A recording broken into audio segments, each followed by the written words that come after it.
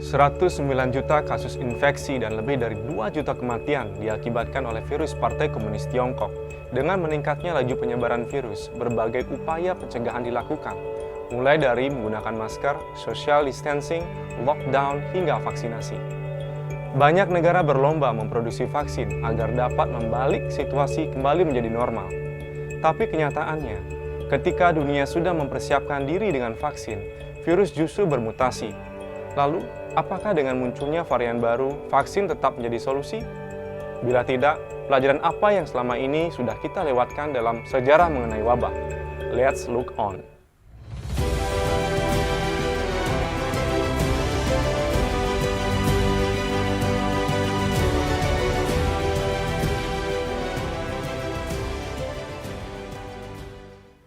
Seperti yang kita ketahui, Partai Komunis Tiongkok (PKT) menutupi informasi awal penyebaran virus. PKT membungkam whistleblower Dr. Li Wenliang dan Dr. Ivan dengan tuduhan menyebar berita bohong. PKT juga menutupi asal-muasal virus yang mengakibatkan pandemi global. Bahkan setelah WHO melakukan kunjungan ke Wuhan beberapa waktu lalu, tim ahli dari WHO Peter Ben Embarek mengatakan kepada CNN bahwa pihaknya tidak diizinkan untuk mendapatkan akses terhadap ratusan ribu sampel darah di Wuhan oleh pemerintah komunis Tiongkok. Atas dasar inilah kami menyebut virus corona sebagai virus PKT, agar lebih banyak orang dengan jelas melihat bahwa dunia menderita akibat penutupan informasi yang dilakukan Partai Komunis Tiongkok. Sejak bulan Desember 2020, muncul varian virus PKT baru, yaitu varian virus Inggris, Afrika Selatan, dan Brazil. Varian Inggris B117 membawa sejumlah besar mutasi dan sudah terdeteksi di seluruh dunia. Petugas kesehatan Inggris mengidentifikasi perubahan lonjakan protein pada varian baru, dianggap menghambat vaksin saat ini. Selain itu, ditemukan juga varian Afrika Selatan B1351. Varian yang dilaporkan di Afrika dan Inggris menunjukkan perubahan umum pada protein spike yang menyebabkan virus lebih menular. Varian Brazil P1 berisi satu set tambahan mutasi yang dapat mempengaruhi kemampuan antibodi dalam mengenali virus dan menghilangkan efektivitas vaksin. Ini berdasarkan bukti yang diperoleh oleh Pusat Pengendalian dan Pencegahan Penyakit (CDC). Nah, dengan varian baru muncul, keefektivitasan vaksin menjadi diragukan. Kelihatannya walau manusia sudah mencoba segala cara untuk mencegah pandemi, tapi virus tampaknya selangkah lebih maju daripada kita. Lalu, apa solusinya? Mari kita lihat melalui pandangan budaya tradisional. Dalam budaya Barat dan Timur, wabah merupakan peringatan Tuhan kepada manusia maupun bagi mereka yang tidak percaya Tuhan. Oleh karenanya, dipercaya wabah memiliki mata dan menargetkan sekelompok orang tertentu saja, dan wabah tidak memiliki obat penawar untuk melawannya. Di kerajaan Romawi, ketika Kaisar Nero berkuasa, setelah menyebut penganut Kristen sebagai aliran sesat, Nero memobilisasi rakyat Romawi untuk menganiaya mereka antara tahun 64 hingga 65 Masehi. Akibatnya, banyak orang Kristen terbunuh, dicabik-cabik oleh binatang buas atau dibakar hidup-hidup sebagai obor manusia. Oleh karenanya, wabah melanda Roma sebanyak 4 kali dan mengakibatkan kematian puluhan juta orang. Pada tahun 680 Masehi, orang-orang mulai sadar dan merenungkan kekejaman terhadap orang-orang Kristen serta kerusakan moral masyarakat secara umum. Warga Roma lalu membuat tulang belulang Santo Sebastian melakukan proses arak-arakan ke jalan-jalan. Ketika orang-orang bertobat dari kesalahan mereka, wabah itu secara ajaib lenyap dari Roma. Lalu, apa persamaan kisah historis tersebut dengan keadaan saat ini? Siapa yang ditargetkan oleh wabah? Jawabannya, Partai Komunis Tiongkok. Komunis sendiri bukanlah ideologi asli Tiongkok, tapi berasal dari negara barat.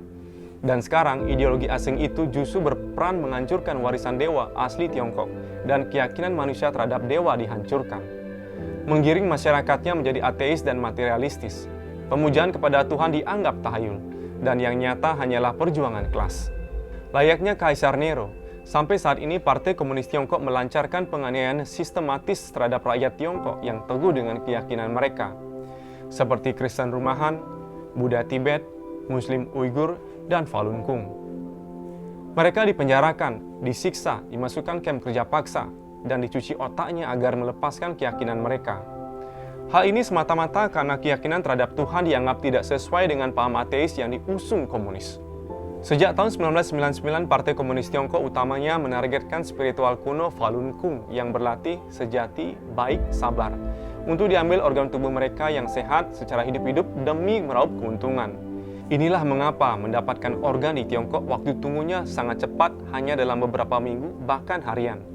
Di baliknya ada tahanan hati nurani yang akan dieksekusi begitu ada permintaan organ. Bukannya ini keji sekali? Hal ini masih berlangsung sampai saat ini. Di masa damai di mana tidak ada perang, PKT telah membunuh 80 juta lebih rakyat Tiongkok dalam berbagai gerakan politik berdarahnya. Land Reform, kampanye kontra-revolusioner tahun 1950 hingga 1952, menargetkan tuan tanah petani kaya, penganut agama dan kepercayaan. Kampanye 5 anti dan anti golongan kanan tahun 1957 yang menyasar pebisnis, pedagang, dan kaum intelektual yang mengkritik rezim komunis, dicap sebagai golongan kanan dan anti komunis. Lompatan jauh ke depan tahun 1959 hingga 1961 dalam rencana PKT untuk melipat gandakan produksi baja. Penduduk desa dipaksa melebur baja. Akibatnya, rakyat mati kelaparan karena sawah dan ladang tidak ada yang menanami bahan pangan. Revolusi kebudayaan tahun 1966 hingga 1976 menghancurkan kebudayaan tradisional Tiongkok dan agama. Tak terhitung jumlah peninggalan kuno bersejarah, kuil, tempat ibadah dirobohkan, kitab dan buku dibakar, para biarawan, biarawati, raib dipaksa menjalani kehidupan duniawi.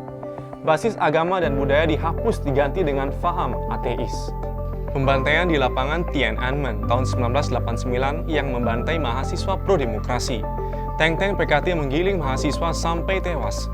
PKT mengatakan hal ini terpaksa dilakukan untuk menjaga stabilitas negara. Sesungguhnya adalah dalih untuk menjaga stabilitas kekuasaan PKT. Jadi, bukankah ini sesuai dengan peringatan yang diberikan sejarah tentang wabah? Nostradamus dalam ramalannya memperingatkan orang-orang bahwa Partai Komunis adalah perwakilan iblis di dunia. Dan bencana besar itu adalah Tuhan sedang melenyapkan orang-orang jahat di dunia, yakni mereka yang tidak percaya pada Tuhan dan bergabung dengan iblis. Nostradamus mengingatkan orang-orang bahwa kunci untuk menghindari bencana adalah menjauhi komunisme dan sosialisme. Banyak bukti yang menunjukkan bahwa angka kematian virus PKT di Tiongkok jauh di atas angka kematian yang dilaporkan ke publik. Tapi kita tidak tahu angka pastinya karena penutupan informasi yang dilakukan oleh PKT.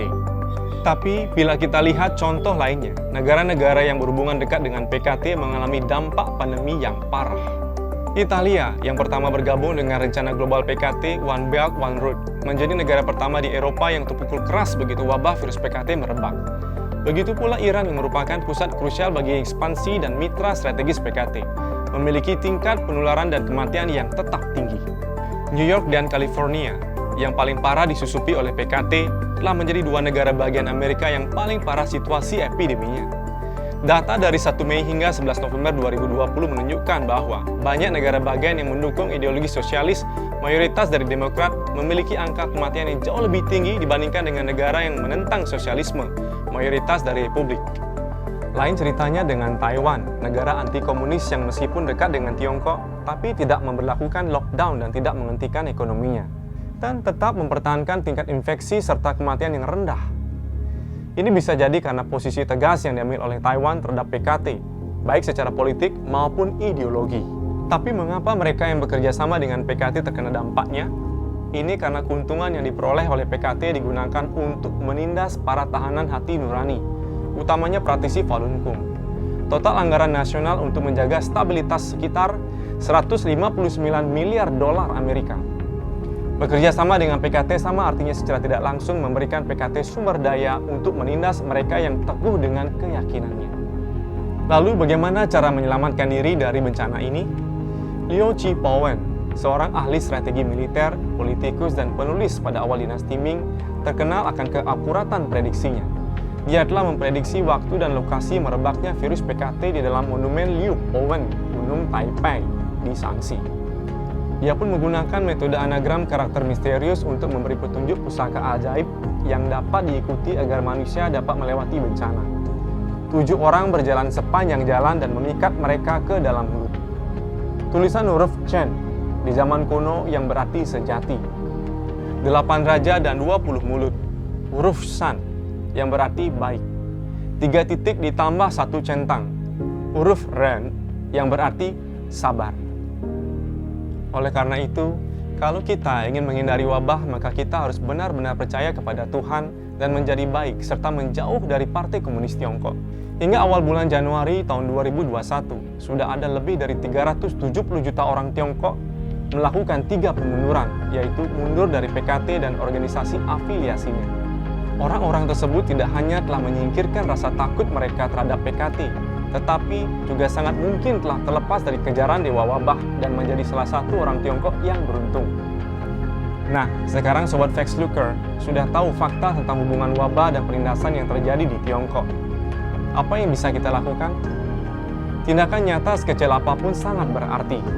Bisa dengan menyebarkan informasi ini ke lebih banyak orang maupun aksi damai tanda tangan petisi untuk mengakhiri kekejaman Partai Komunis Tiongkok terhadap kemanusiaan di nccp.com/id. Terima kasih sudah menonton, sampai jumpa di next video.